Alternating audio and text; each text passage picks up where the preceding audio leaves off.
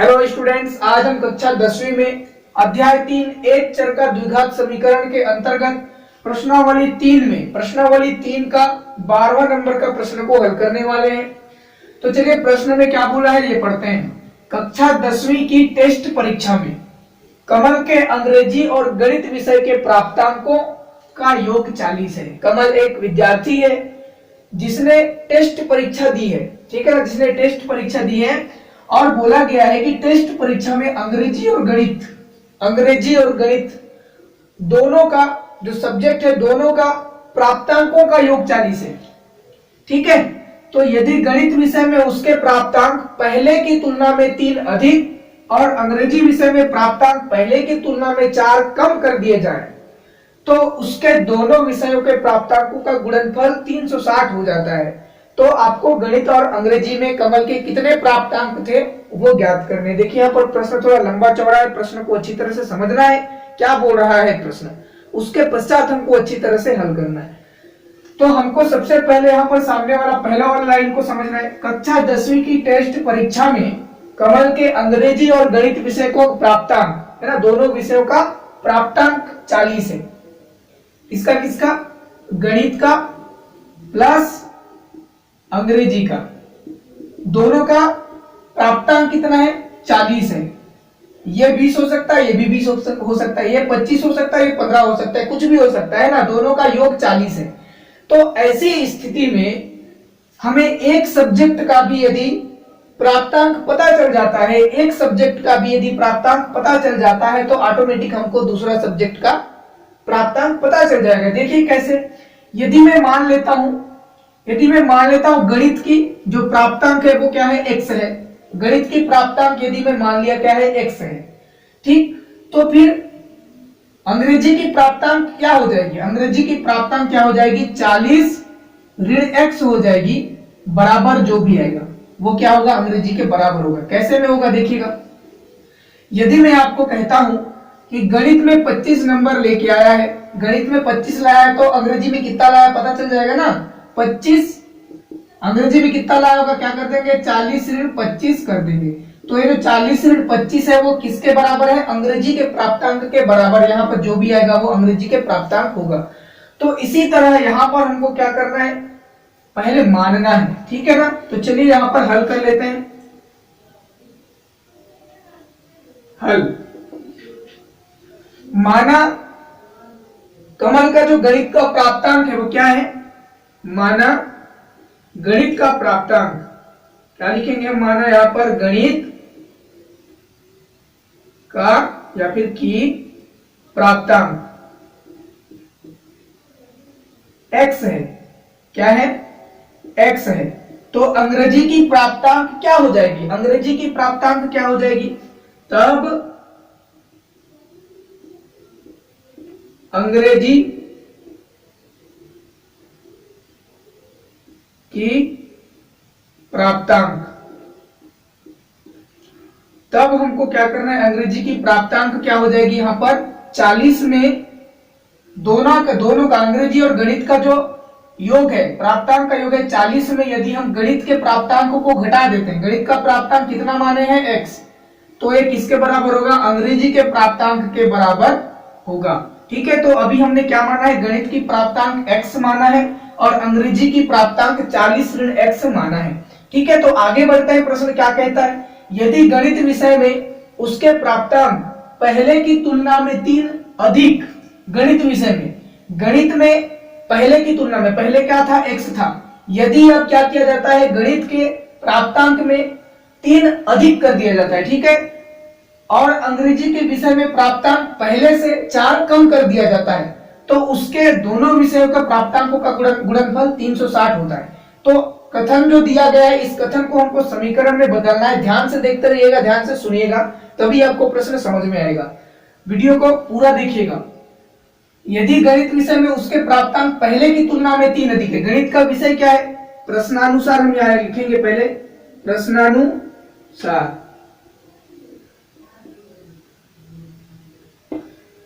गणित विषय में है ना, कौन से विषय में, गणित विषय में उसके प्राप्तांक पहले की तुलना में 3 अधिक हो जाता है। पहले की तुलना में, पहले कितना था गणित की प्राप्तांक, अब क्या हो जाएगा, गणित की प्राप्तांक क्या हो जाएगी, पहले की तुलना में 3 अधिक कर देते हैं। तब पहले क्या था, x था, ठीक है, अब यहाँ 3 अधिक कर देते हैं, तो अधिक करेंगे मतलब 3 नंबर और जोड़ देंगे ना, 3 अंक और जोड़ देते हैं, किसमें, x में, ठीक है। तो यहाँ पर क्या हो जाएगा, आगे में अंग्रेजी विषय में प्राप्तांक पहले की तुलना में 4 कम, गणित में 3 अधिक, अंग्रेजी में 4 कम। अंग्रेजी की प्राप्तांक कितनी है, अंग्रेजी की प्राप्तांक, ठीक है ना, यहां पर लिख देंगे अंग्रेजी की प्राप्तांक क्या हो जाएगी, 4 कम, इसमें पहले से, पहले कितना था, 40 ऋण x था। अब इस अंक में भी 4 यदि कम कर दिया जाए, कम का मतलब 4 माइनस कर दिया जाए 4 अंक, तो यहां पर 4 अंक माइनस कर दीजिए। तो 4 अंक माइनस कर देते हैं, कम हो जाए तो उसके दोनों विषयों के प्राप्तांकों का गुणनफल है ना, इसका और इसका गुणनफल कितना हो जाता है, 360 हो जाता है। मतलब x प्लस 3 और 40 ऋण x ऋण 4 को गुणा करते हैं तो 360 आता है गुना, तो प्रश्न के हिसाब से चल रहे हैं, ठीक है ना। तो यहां पर क्या हो जाएगा, x धन 3 गुणा क्या हो जाएगा, 40 ऋण x ऋण 4, दोनों का गुणनफल कितना हो जाता है, दोनों कोष्टक में रखा हो, कोष्टक का मतलब क्या होता है, गुणा होता है, दोनों का गुणनफल हो जाता है कितना, 360 हो जाता है, बराबर इसका गुणा करने पर कितना आता है, 360 आता है, बोला है। तो इस तरह से आपको क्या करना है, पहले कथन को समीकरण में अच्छे से बदलना है, प्रश्न को समझने के पश्चात ही आपको हल करना है। तो अभी देखिए हम क्या करेंगे, इसका क्या करेंगे, पहले हल करेंगे, गुणा करेंगे, ठीक है ना। तो यहाँ पर क्या हो जाएगा, देखिए पहले इसको थोड़ा सरल करते हैं, यहाँ पर समझा दिख रहे 40 और 4, इसको पहले हल कर लीजिए।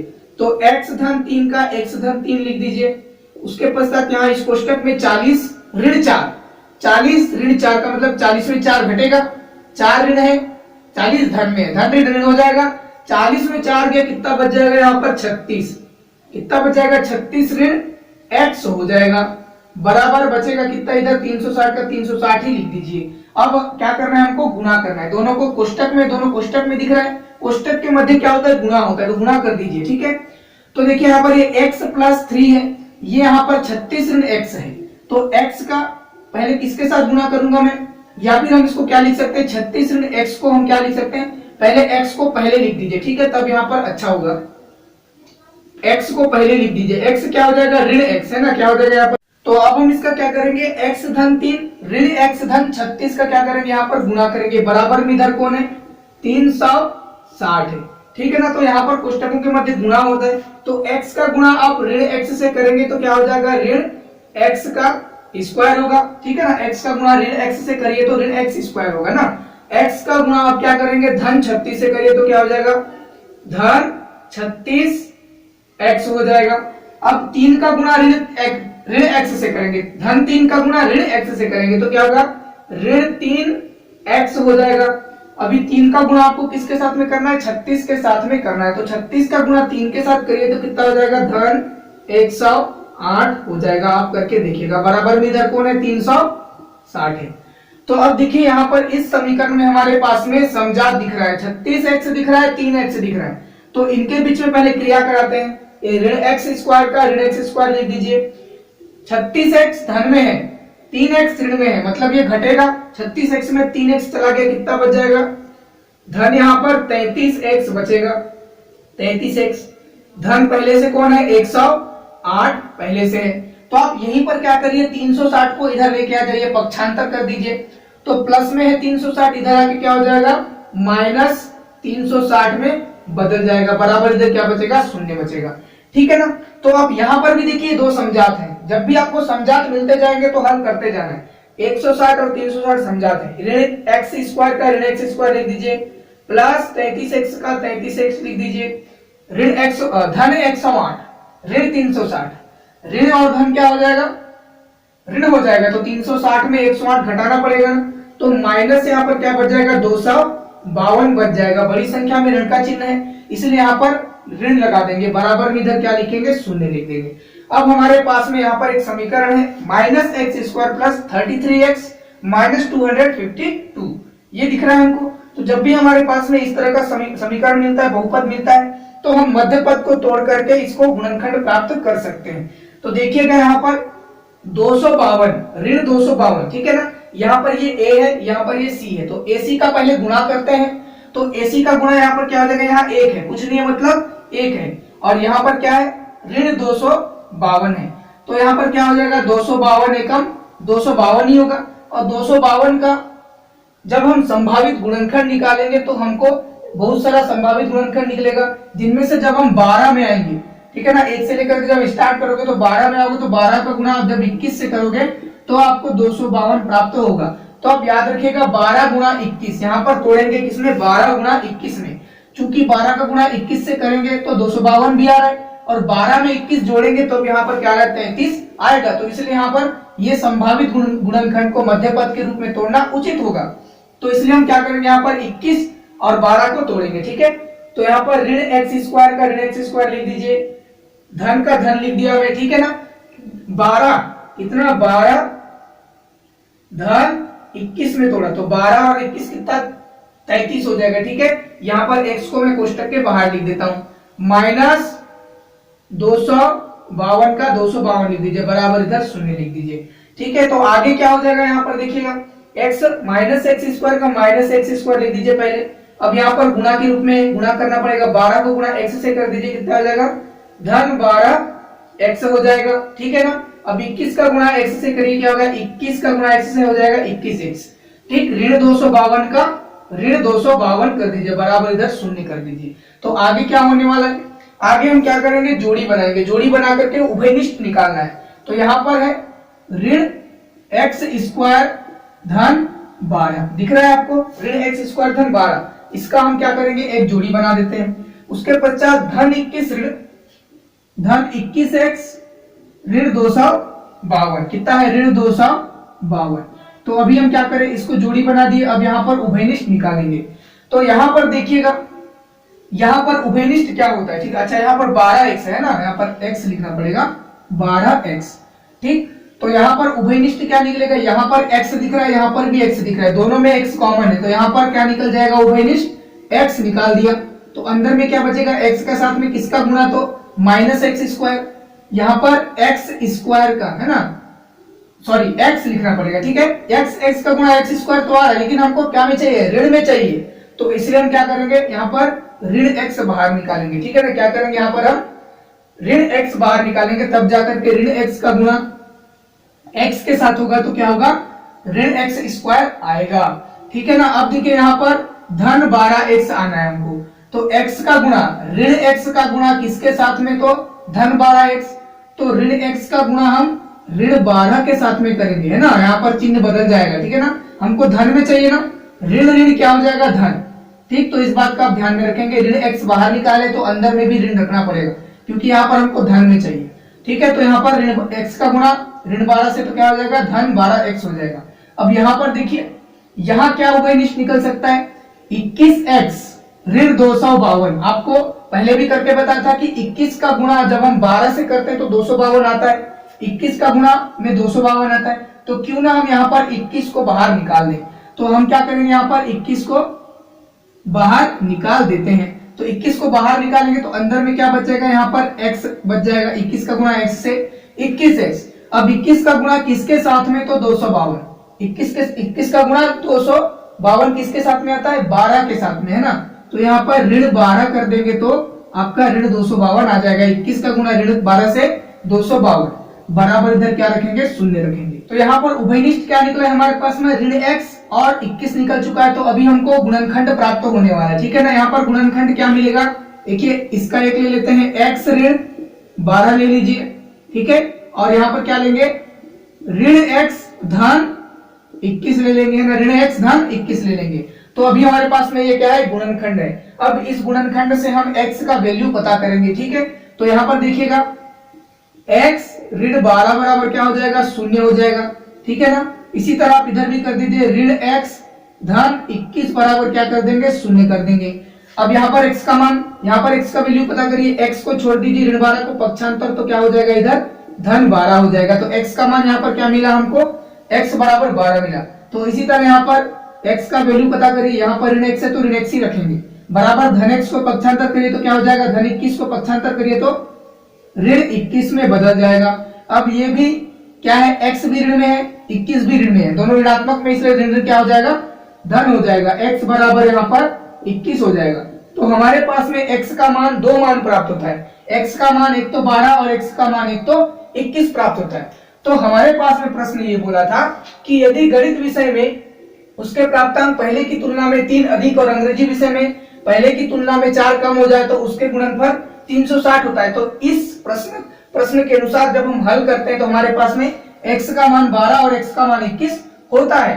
तो हमने यहाँ पर गणित के लिए x का मान कितना माना था, x का मान, अच्छा यहाँ पर गणित का प्राप्तांक कितना माना था हमने, x माना था। तो x का यहाँ पर 2 मान मिल चुका है। तो हम क्या करते हैं, अंग्रेजी का जब प्राप्तांक हमको ज्ञात करना होता है तो अंग्रेजी का प्राप्तांक क्या हो जाएगा, यहाँ पर 40 में क्या कर देंगे, x का मान रख देंगे। तो यहाँ पर क्या हो जाएगा, जब x का मान, यहाँ पर लिखेंगे जब x